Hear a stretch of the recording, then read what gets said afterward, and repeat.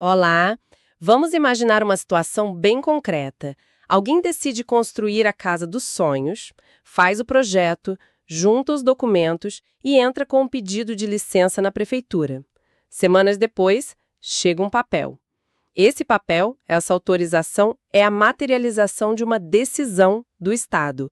É o que a gente chama de ato administrativo. Hoje, a gente vai analisar um material de estudo sobre direito administrativo para entender o poder que tem nesse simples pedaço de papel. O que dá a ele validade? Quais são seus superpoderes? E o mais importante, o que acontece quando o governo erra ou simplesmente muda de ideia? Nossa missão aqui é desvendar essa estrutura que, embora pareça super teórica, governa desde a licença para construir uma casa até a multa de trânsito que a gente recebe. Exatamente. E o interessante é pensar nisso como uma relação de poder, mas com regras muito claras.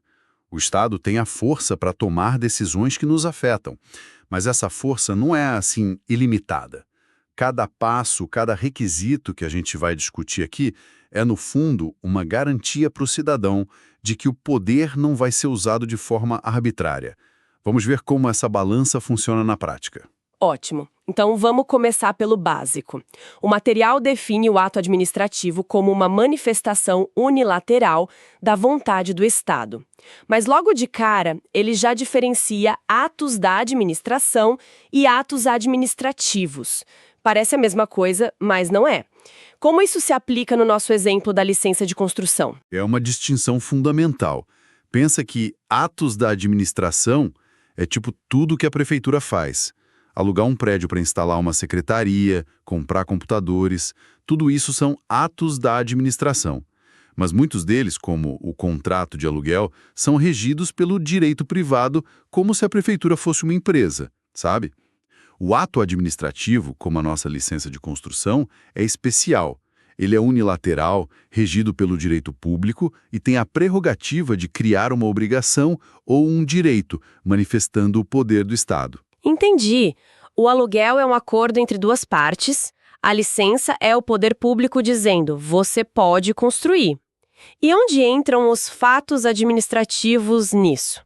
O material diz que o fato é a demolição em si e o ato é a ordem de demolição. É isso mesmo? Perfeito. O fato administrativo é a ação no mundo real. É a escavadeira derrubando um muro, o fiscal lacrando uma porta, é a execução material de uma decisão. E a consequência prática disso é enorme. Você não pode anular uma demolição que já aconteceu. Ah, claro! Você pode anular a ordem, a decisão que levou aquilo e discutir as consequências, tipo uma indenização.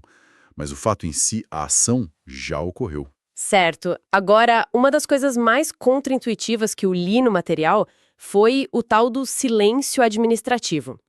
Quer dizer que a administração pode aprovar o meu pedido de licença simplesmente não fazendo nada. Isso só é eficiente e, ao mesmo tempo, nossa, incrivelmente angustiante. E é exatamente essa dualidade. O silêncio só tem valor jurídico se a lei expressamente disser que ele tem. Uma lei específica pode dizer, se a vigilância sanitária não responder ao pedido de alvará em 90 dias, considera-se aprovado.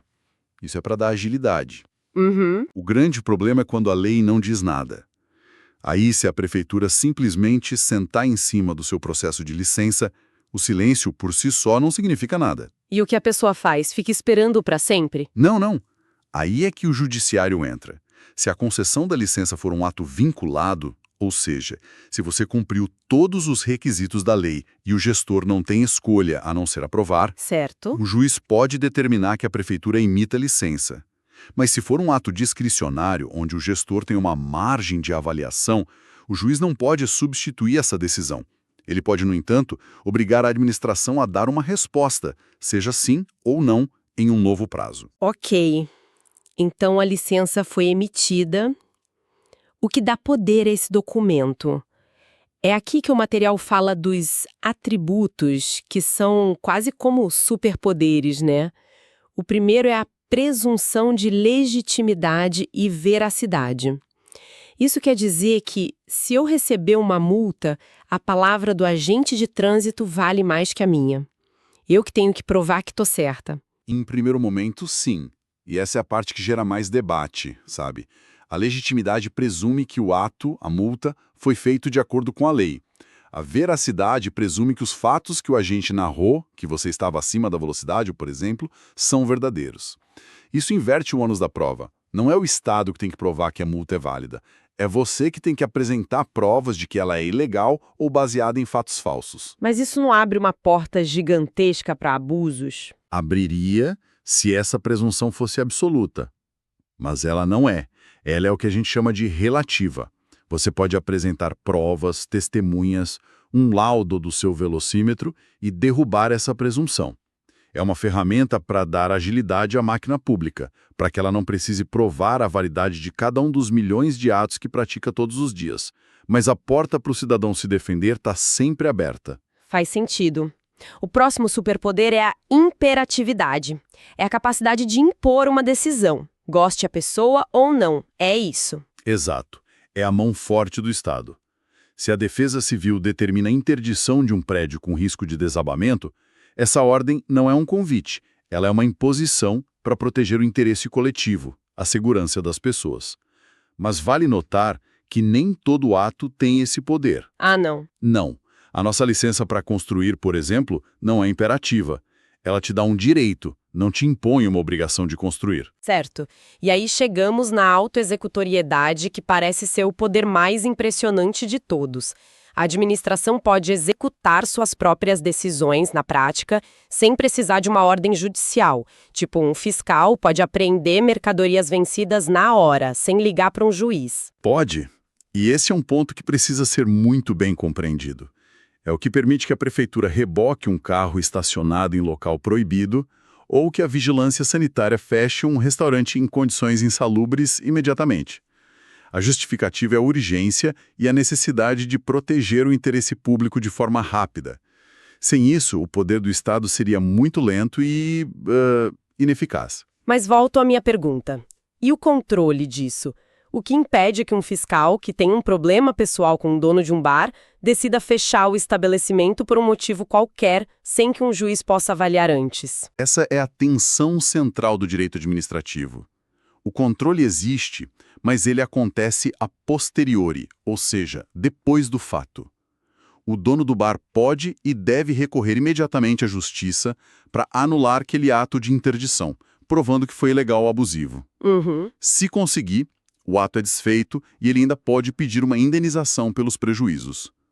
A autoexecutoriedade é uma ferramenta poderosa, mas quem a utiliza está sempre sujeito a um controle rigoroso de legalidade depois. Ok, entendi. O último atributo é a tipicidade. A ideia é que a administração não pode inventar um tipo de ato do nada, certo? Precisamente. Pense nisso como maior garantia para o cidadão. A administração não pode criar uma multa por antipatia ou uma taxa por excesso de bom humor. Cada ato que restringe seus direitos ou te impõe uma obrigação precisa estar previsto em lei, como uma figura jurídica específica. Isso evita surpresas e decisões arbitrárias. Então, para que a nossa licença de construção seja válida, ela precisa passar por todos esses filtros. E o material diz que, além disso, ela tem uma anatomia, 5 elementos essenciais. O bizu do material é conf-for-mob. Isso soa como matéria de cursinho, mas a ideia por trás parece importante. É como se fossem 5 fechaduras que o governo precisa abrir corretamente. E a analogia perfeita. Se errar uma fechadura, a porta não abre, o ato é inválido. A primeira é a competência. Quem pode assinar a licença de construção? É o secretário de urbanismo, um diretor, um fiscal. A lei define exatamente quem tem esse poder. Se a pessoa errada assinar, mesmo que todo o resto esteja perfeito, o ato é nulo. E a finalidade? É o porquê de a licença existir, né? Exato. E a finalidade é sempre dupla. A finalidade geral é sempre o interesse público. E a específica é aquela prevista na lei para aquele ato. A licença de construção serve para garantir o ordenamento urbano, a segurança da edificação. Se um gestor emitisse uma licença para, sei lá, secretamente beneficiar um amigo, ele estaria desviando da finalidade. E o ato seria ilegal. A terceira fechadura é a forma. A licença pode ser um bilhete num guardanapo. Definitivamente não. A forma é o como o ato deve ser apresentado. Geralmente é por escrito, publicado em diário oficial, seguindo um processo. Ah, tá. Se a lei exige um parecer técnico antes da emissão da licença e esse parecer não foi feito, há um vício de forma. Certo. Agora, o motivo e a motivação. O material faz uma distinção que parece sutil, mas que é bem importante. É crucial. O motivo é a situação do mundo real que justifica o ato. No nosso caso, o motivo é: existe um projeto de construção que cumpre todas as exigências do Código de Obras. Esse é o fato. A motivação é a parte escrita do ato onde o gestor explica o motivo. É a justificativa formal. Concedo a licença porque o projeto X atende aos artigos Y e Z da lei. Entendi. Nem todo ato precisa de motivação expressa, mas quando precisa e ela não existe ou é falsa, o ato é nulo. E, por fim, o objeto. É o efeito prático do ato. No nosso exemplo, o objeto é a criação do direito de construir. Perfeito. O objeto da multa é criar a obrigação de pagar.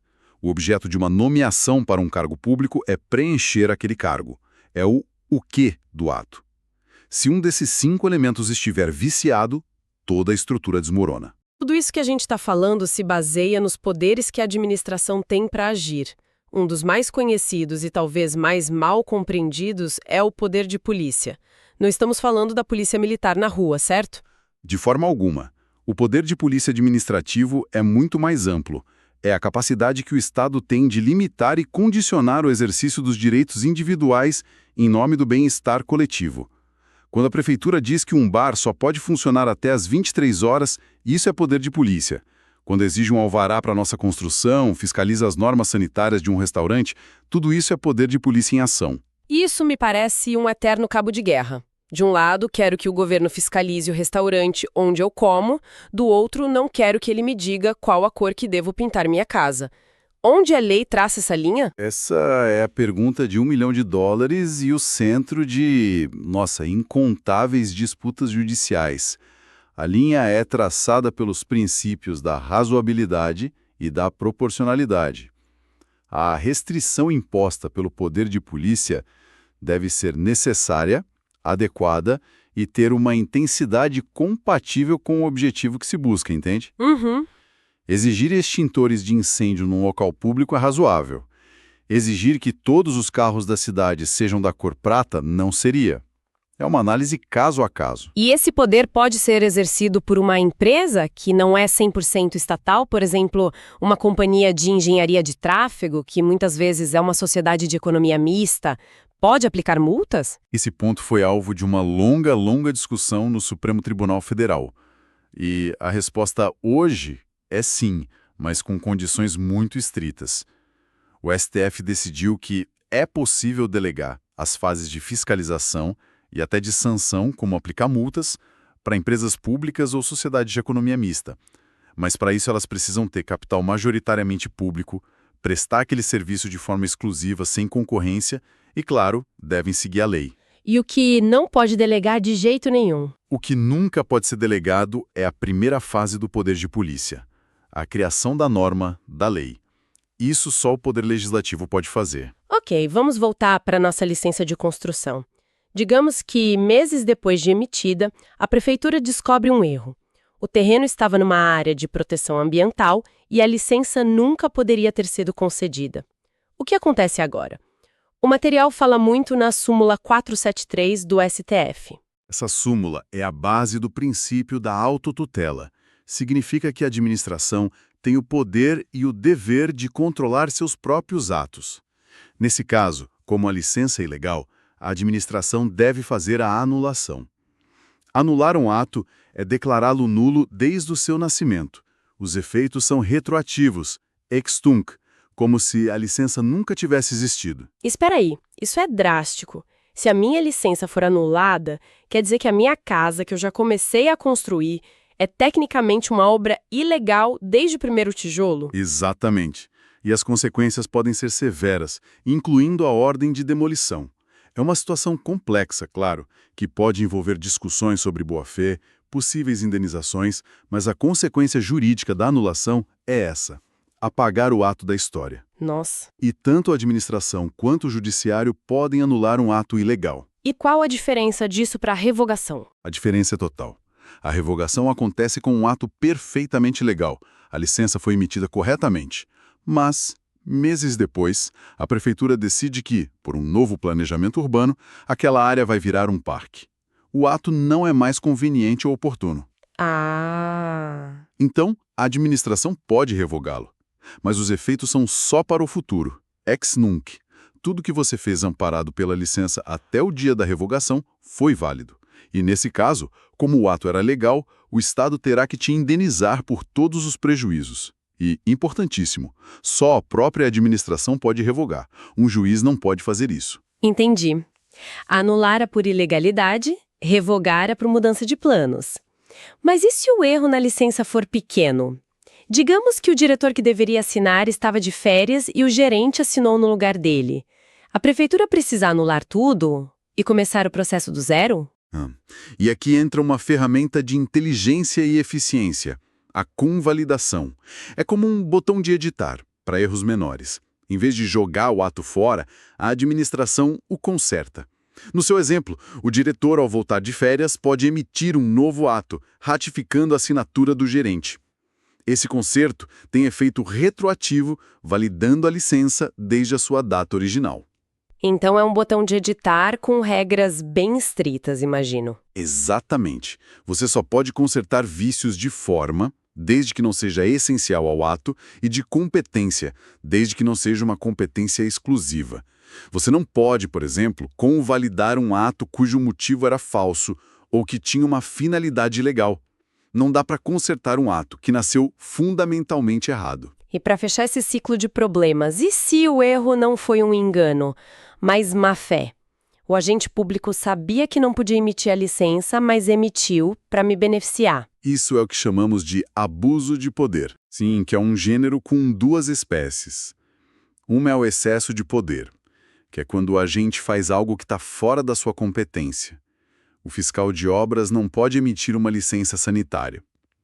A outra, que se encaixa no seu exemplo e é mais sutil, é o desvio de poder ou de finalidade.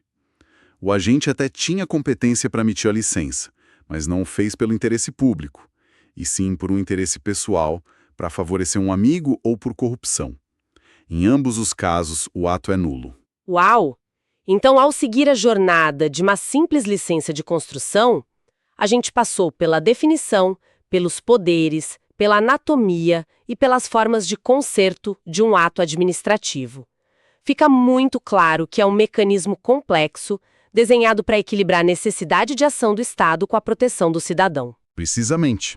O objetivo final de toda essa estrutura não é criar burocracia, mas sim garantir que o poder imenso que o Estado detém seja exercido dentro de limites previsíveis e justos.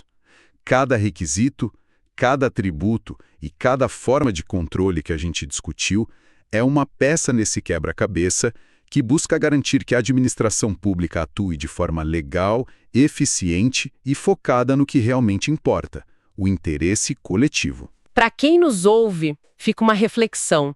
Vimos que a administração tem o poder de fiscalizar e controlar a si mesma. Mas nós, cidadãos, também temos ferramentas como a Lei de Acesso à Informação para fiscalizar o poder público. Considerando a complexidade e a força por trás de cada ato administrativo, como o nosso controle social, no dia a dia, pode servir como um contrapeso real e eficaz para garantir que o interesse público seja sempre a verdadeira finalidade da ação do Estado?